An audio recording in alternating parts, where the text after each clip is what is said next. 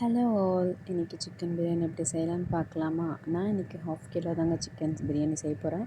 அதுக்கு சிக்கனை நல்லா பெரிய பெரிய பீஸாக வாங்கி வாஷ் பண்ணி எடுத்து வச்சுருக்கேன். பிரியாணினாவே பெரிய பீஸ் இருந்தால் தான் நல்லாயிருக்கும். அதுக்கப்புறம் 3 வெங்காயம் நல்லா நீட்டாக கட் பண்ணி வச்சுருக்கிறேன். 3 தக்காளி, மீடியம் சைஸ் தக்காளி நல்லா கட் பண்ணி வச்சுருக்கிறேன். 3 பச்சை மிளகா. நான் 1/2 கேஜி செய்ய போகிறதுனால இந்த குவான்டிட்டிக்கு தான் நான் எடுத்திருக்கேன். அப்புறம் கொஞ்சம் புதினா, கொஞ்சம் கொத்தமல்லி, கொஞ்சம் லெமன், அதுக்கப்புறமா பாஸ்மதி ரைஸ் 1/2 கேஜி நல்லா வாஷ் பண்ணி ஊற வச்சுருக்கேன்.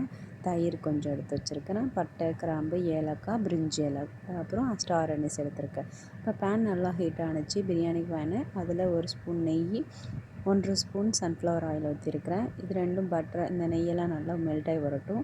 அதுக்கப்புறம் நம்ம எடுத்து வச்சுருக்கிற பட்டை, கிராம்பு, ஏலக்காய்லாம் இருக்கு இல்லையா, அதை எடுத்து போட்டு மிக்ஸ் பண்ணிக்கலாம். லைட்டாக சாட்டே ஆகட்டும். இந்த நேரத்தில் நம்ம எடுத்து வச்சுருக்கிற வெங்காயத்தை நல்லா பொடிசாக கட் பண்ணி வச்சுருக்கோம் இல்லையா, நீட்டாக அது நல்லா கட் பண்ணி நல்லா வதங்கணும். வெங்காயம் எந்த அளவுக்கு வதங்குதோ அந்த அளவுக்கு தான் பிரியாணி டேஸ்ட்டாக இருக்கும்.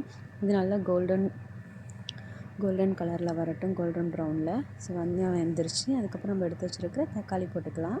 தக்காளி நல்லா மிக்ஸாக வதங்கட்டும். அதுக்கப்புறம் 3 பச்சை மிளகா. வெங்காயம், தக்காளி, பச்சை மிளகா வதங்கிறதுக்கு பிரியாணி தேவையான உப்பையும் நான் இப்போயே போட்டுட்டேன், ஏன்னா வெங்காயம் தக்காளி சீக்கிரமாக வதங்கிறதுக்காக. அதுக்கப்புறமா தக்காளி நல்லா வதக்கிட்டு இஞ்சி பூண்டு பேஸ்ட்டு ஒரு 2 ஸ்பூன் போட்டுக்கிறேன்.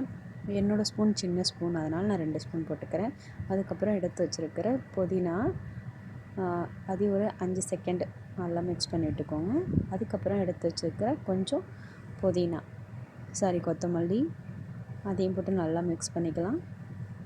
அதுக்கப்புறம் எடுத்து வச்சுருக்கிற தயிர், அதையும் போட்டு நல்லா மிக்ஸ் பண்ணிக்கலாம்.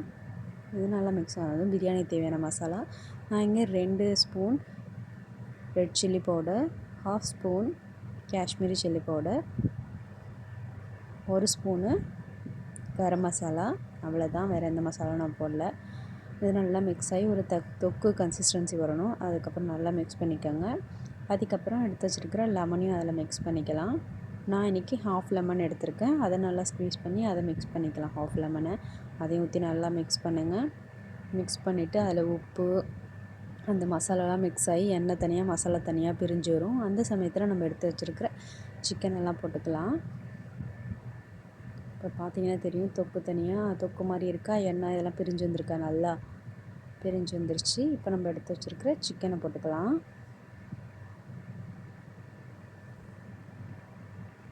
சிக்கனை நல்லா மசாலாவோட மிக்ஸ் பண்ணி மூடி வச்சுருந்தோன்னா அதுலேருந்து தண்ணி நல்லா வெளில வந்திருக்கும். அதுக்கப்புறம் நம்ம பிரியாணிக்கு எடுத்த கப்பால் நான் இன்றைக்கி 1/2 கப்பு, அந்த கப்பால் 1 கப், 2 கப்பு ரைஸ் எடுத்தேன். அதனால் அதுக்கு அந்த கப்பால் 4 கப்பு தண்ணி ஊற்றி நல்லா மிக்ஸ் பண்ணி வைக்கிறேன். தண்ணியும் சிக்கனில் அந்த மசாலாலாம் இறங்கிருக்கணும். ஒரு 70% வெந்திருக்கணும் சிக்கன் இந்த ஸ்டேஜில். அதுக்கப்புறமா நல்லா மிக்ஸ் பண்ணிவிட்டு நம்ம எடுத்து வச்சுருக்கிற பாஸ்மதி ரைஸ் அதில் போட்டுக்கலாம். அது நல்லா போட்டு நல்லா ஜென்டிலாக அது மிக்ஸ் பண்ணி விடணும், இல்லைன்னா பிரியாணி ரைஸ் உடஞ்சி போய் பார்க்கவே நல்லா இருக்காது. ஸோ நல்லா மிக்ஸ் பண்ணி விடுங்க. இதுமாரி ஜென்டிலாக மிக்ஸ் பண்ணி விட்டுட்டு அவ்வளோதான். அதுக்கப்புறம் இதை க்ளோஸ் பண்ணிவிட்டு தண்ணியும் ரைஸும் ஒரே லெவலில் இருக்கணும். அதுக்கு வரைக்கும் நல்லா கொதிக்கட்டும். ஹை ஃப்ளேமில் வச்சுட்டு கொதிக்க விடுங்க ஒரு 10 மினிட்ஸ். இந்த ஸ்டேஜில் உப்பு காரம்லாம் பார்த்து வச்சுக்கோங்க. உப்பு காரம்லாம் கரெக்டாக இருந்துச்சுன்னா கரெக்டாக இருக்கும். உப்பு காரம் செக் பண்ணிவிட்டு நான் இந்த இதில் புதினா, கொத்தமல்லி, அப்புறமா நெய் ஊற்றி ஃபுல்லாக க்ளோஸ் பண்ணி வைக்க போகிறேன். தம் போட்டுடலாம். அதுக்கு இங்கே கடாய் நல்லா சூடாகிட்ருக்கு. அது பேர் என்ன, தோசைக்கல்லை நான் ஹீட் பண்ணி வச்சுருக்கிறேன். அதுக்கப்புறமா ரைஸும் தண்ணியும் லெவலாக வந்துருச்சா, இப்போ எடுத்து தம் போட்டுடலாம். அந்த ஹோலை ஏதாவது ஒரு ஸ்டிக்கோ இல்லைனா டிஷ்யூ வச்சு க்ளோஸ் பண்ணி வச்சுருங்க, காற்று வெளில போகாத அளவுக்கு. தம்மில் இருக்குது. தம்மு முடிஞ்சதும் நம்ம எடுக்கலாம். பிரியாணி சூப்பராக ரெடியாக இருக்கும். அவ்வளோதான், பிரியாணி, சூப்பரான பிரியாணி ரெடி. எங்கள் சேனலை பிடிச்சிருந்தா லைக் பண்ணுங்கள், சப்ஸ்கிரைப் பண்ணுங்கள், ஷேர் பண்ணுங்கள். சாப்பிட்டு பார்த்துட்டு எப்படி இருந்ததுன்னு சொல்லுங்கள். தேங்க்யூ.